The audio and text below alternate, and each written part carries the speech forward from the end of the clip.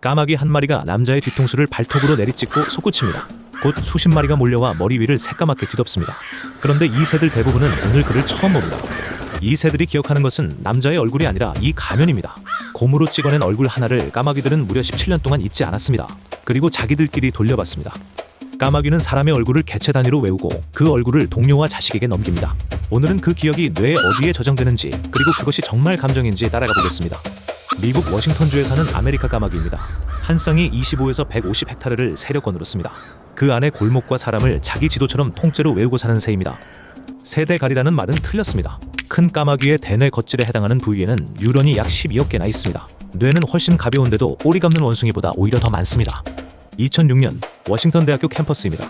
연구팀은 곰으로 만든 원시인 가면을 하나 꺼냈습니다. 자기 얼굴을 지우고 대신 마음대로 통제할 수 있는 얼굴을 쓰기 위해서였습니다. 그 가면을 쓴 채로 까마귀 7마리를 붙잡습니다. 다리에 색깔 가락지를 채워 한 마리씩 번호를 매기고 곧바로 전부 놓아줍니다. 다치게 한 새는 한 마리도 없었습니다. 며칠 뒤 연구팀이 같은 가면을 쓰고 아무렇지 않게 캠퍼스를 걷습니다. 까마귀들이 곧바로 날아와 머리 위에서 악을 씁니다. 가락지를 찬 바로 그 7마리였습니다.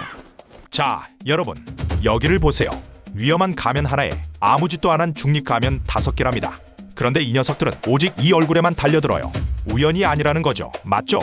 재미있는 건 장소까지 같이 외운다는 점입니다. 똑같은 가면이라도 자기를 잡는 데 쓰인 그 장소에서 마주쳤을 때만 야유가 늘었습니다. 얼굴과 현장을 한 세트로 묶은 겁니다. 두 가면을 나란히 세워 동시에 보여줘도 결과는 같았습니다. 까마귀는 중립 가면을 완전히 무시합니다. 그리고 위험한 가면만 골라서 길끝까지 따라다니며 야유합니다. 여기까지는 그저 기억력 좋은 새 이야기입니다. 잡힌 새가 자기를 잡은 얼굴을 외운 것뿐이니까요. 그런데 이듬해부터 야유하는 까마귀의 숫자가 이상해지기 시작합니다. 연구팀이 실제로 붙잡은 까마귀는 7마리뿐입니다. 세상에서 그 가면을 직접 겪은 새는 그 7분이라는 뜻입니다. 나머지는 그런 일이 있었는지조차 모릅니다. 그런데 몇 해 뒤 같은 가면을 쓰고 걷자 마주친 53마리 가운데 47마리가 달려들었습니다. 7마리로 시작한 원한이 47마리로 불어난 것입니다. 달려든 새들 대부분은 다리에 가락지가 없습니다. 붙잡힌 적도 그 가면을 마주친 적도 없는 새들입니다. 자기가 겪지도 않은 일 때문에 화를 내고 있는 것입니다. 부모가 야유하면 옆에 있던 새끼가 그 얼굴을 함께 배웁니다. 그렇게 위험한 얼굴 하나가 세대를 건너 그대로 내려갑니다. 우리가 아이에게 전설을 물려주는 방식과 똑같습니다. 이제 캠퍼스 전체가 같은 얼굴 하나를 공유합니다. 직접 겪은 새는 7, 아는 새는 수십 마리입니다. 얼굴 하나가 도시 전체가 함께 쓰는 공용정보가 된 것입니다. 그러니까 복수는 사실입니다. 여기까지는 과학도 우리 통념의 손을 들어줍니다. 진짜 문제는 그 다음이었습니다. 죽음 앞에서 벌어지는 그 유명한 장면 말입니다. 까마귀 한 마리가 길바닥에 죽어 있습니다. 그것을 처음 발견하는 새는 대개 그 구역을 지키는 주인입니다. 그 새가 먼저 목을 길게 빼고 소리를 지릅니다. 쉿, 조용히. 5에서 11마리가 모여들었어요. 그런데 보세요. 아무도 건드리지 않는군요. 먹지도 쪼지도 않아요. 그저 둘러싸고 내려다볼 뿐이랍니다. 이 모임은 10분에서 20분쯤 이어집니다. 그리고 아무 일도 없었다는 듯 조용히 흩어집니다. 사람들은 이 장면에 장례식이라는 이름을 붙여주었습니다. 검은 새들이 동료의 주검을 둘러싸고 침묵합니다. 이보다 더 장례식처럼 보이는 장면은 아마 없을 겁니다. 그래서 이 해석은 아주 오랫동안 사랑받아왔습니다. 오, 이것 보세요.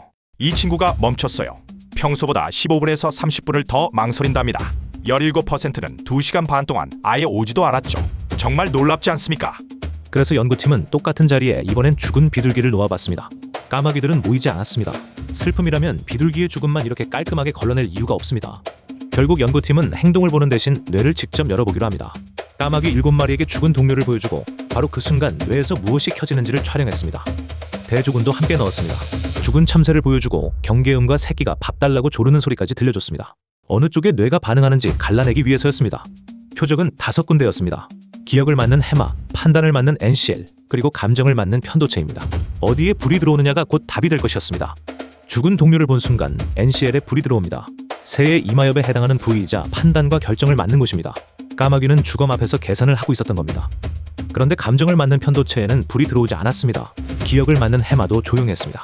슬픔이 있었다면 반드시 켜졌어야 할 자리가 전부 어두웠습니다. 그러니까 그것은 장례식이 아니었습니다. 애도하러 모인 것이 아닙니다.